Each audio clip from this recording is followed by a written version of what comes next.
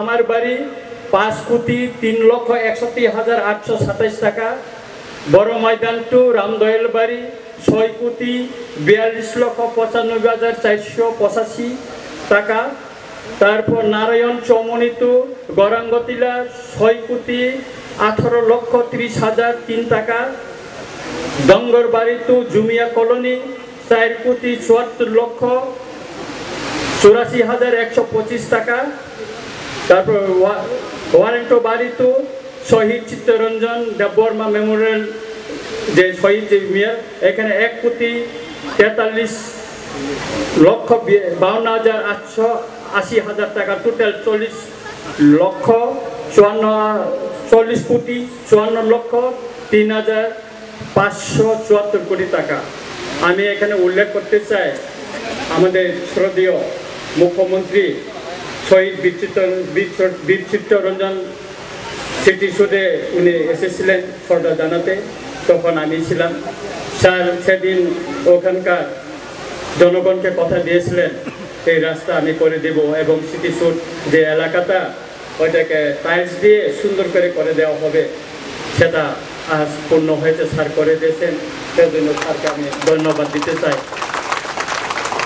এরপরেও আরো উন্নয়নের আরো কিছু আছে, এটাই শেষ নয়, আপনারা একটু ধৈর্য ধরুন।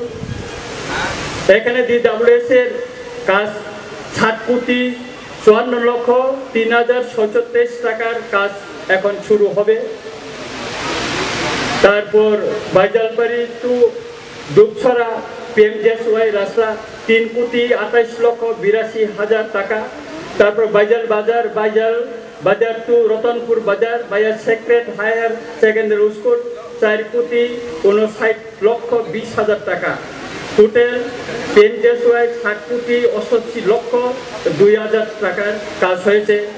তারপরেও ইতিমধ্যে টেন্ডার কল করা হয়েছে। আমাদের স্যার একবার এই আমাদের হসপিটাল ভিজিট করতে এসেছিলেন, তখন উনি এখান থেকে দাঁড়িয়ে বলেছিলেন স্কুলটা, আমি করুণের অবস্থা বলেছিলাম স্যারকে।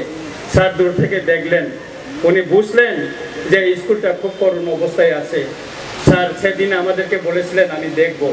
আজকে এই রতনপুর স্কুল টেন্ডার হচ্ছে 8,50,00,000 টাকার, সমস্ত এখানে কারণ ওয়েলফেয়ারের জন্য টেন্ডার হচ্ছে। শুধু এটাই নয়, বড় ময়দান হায়ার সেকেন্ডারি স্কুল সেই একই 8,50,00,000 টাকার কাজ শুরু হচ্ছে। তারপর রতনপুর হায়ার সেকেন্ডারি স্কুল, এখানেও 8,50,00,000 সারা 25 কোটি টাকার স্কুলে কাজ হচ্ছে, এখন টেন্ডারে অনগোয়িং চলতেছে। একলব্য স্কুল ইতিমধ্যে বিল্ডিং 95% কমপ্লিট হয়ে গেছে। সম্ভবত আরও কিছু দিনের পর স্যারকে আবার রামচন্দ্রঘাটে আসতে হবে। আমি মনে করি আমরা ওনাকে স্বাগত জানানোর জন্য আবার অপেক্ষা করব। শুধু এটা নয়, আমাদের এগ্রিকালচার ডিপার্টমেন্ট থেকে ছনখলা বাজারে সুপার মার্কেট হয়েছে 2 কোটি টাকা। এবছর আরেকটি এগ্রিকালচার থেকে অ্যাপ্রুভ এসেছে, সেটা হচ্ছে বাইজালবাড়ি যে মার্কেট, এটা 2 তলা হবে। তারপর আরেকটা এগ্রিকালচার সুপারডেন্ট অফ এগ্রিকালচার অফিস ইতিমধ্যে টেন্ডার হয়ে গেছে, এটা নতুন বিল্ডিং হবে। আরও অনেক উন্নয়ন হয়েছে। সুতরাং অনেকে বলে এই রাজ্যে উন্নয়ন হয় না, যারা অন্ধ, যারা দেখে না, তারা বাইজালবাড়িতে এসে দেখো। আমাদের মহারাজ একদিন এখানে এসেছিলেন, উনি এখানে একটা এলাকায় ভিজিট করতে গেছিলেন, আমাকে রাস্তা থেকে ফোন করে বলেছিল, টাইগার কিয়া হে রামচন্দ্রঘাট মে কিয়া রাস্তা বানায়া।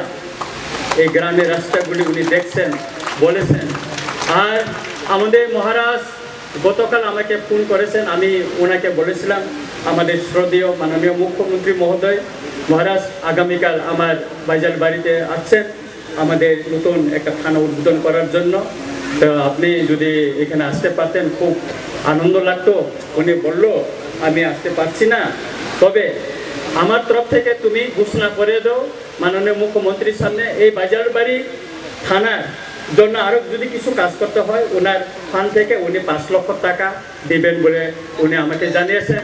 আমি মনে করি এই থানা আরও যদি কিছু করতে হয়, আমি মাননীয় আমাদের দিদি স্যারকেও বলবো এই থানার যদি কিছু আরও টাকা প্রয়োজন হয় আরও 5 লক্ষ টাকা আমরা ব্যবস্থা করে দেব, তাতে কোনো সন্দেহ নেই। তাই আমি আমার আর বক্তব্য দীর্ঘায়িত করব না। আমি খুবই খুশি, আমাদের রামচন্দ্রঘাটের জনগণ খুশি। দীর্ঘ বছর পর আমরা একদিকে খোয়াই, একদিকে কল্যাণপুর থানায় আমাদেরকে দূরে যেতে হতো। আজ থেকে আমাদের এই রামচন্দ্রঘাটের জনগণকে আর দূরাতে হবে না, বাজার বাড়িতে আমরা সব কাজ করতে পারবো। এই জন্য আমরা খুবই খুশি। এইটুকু বলে আবারও সবাইকে অভিনন্দন এবং নমস্কার জানিয়ে আমার বক্তব্য এখানে শেষ করছি। খুলুমকা। অসংখ্য